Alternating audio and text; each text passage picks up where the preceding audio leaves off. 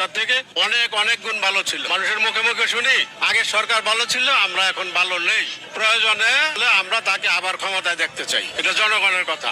সাধারণ জনগণ হিসেবে আমিও আমার কথাটা বক্তব্যটা বললাম। পেটে ভাত নাই, করণ কাপড় নাই, বউ বাচ্চারা টাকা পয়সা দিতে পারি না, যত অশান্তি গরিব মানুষের। দিন মজুর গাড়ি চালাতে পারি না, 2 ঘন্টা রাস্তা লাগে 4 ঘন্টা, আধা ঘন্টা রাস্তা লাগে 1.5 ঘন্টা। কোনো পরিবর্তন বাংলাদেশে পাই নাই, আরো খারাপ হয়েছে। চাঁদাবাজি বাড়ছে, নির্যাতন বাড়ছে, তারপরে খুন খামারি সবকিছু বাড়ছে। প্রকাশ্যে কেউ দেখাও না।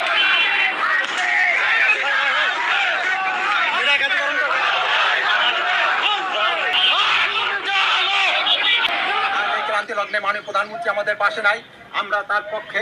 আমরা মাননীয় প্রধানমন্ত্রী আমাদের অচিরে আমাদের বাংলাদেশে আসবে, আমরা তার আসার উপলক্ষে আমরা লক্ষ জনতা, কোটি কোটি জনতা আমরা সেদিন এয়ারপোর্টে উপস্থিত হবো, সেই অপেক্ষায় বসে আছি। প্রিয় দেশবাসী, জয় বাংলা, জয় বঙ্গবন্ধু।